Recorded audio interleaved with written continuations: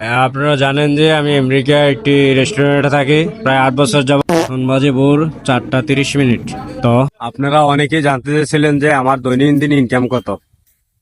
তো আমার দৈনন্দিন ইনকাম হলো, এই ব্যাগটা আমার হাতে যত বেশি উঠবো তত টাকা আমার ইনকাম। কোনদিন %, কোনদিন 10 সেন্ট, কোনদিন আবার $1, কোনদিন আবার $5। ক্ষেত্র বিশেষে ইনকামটা হয়।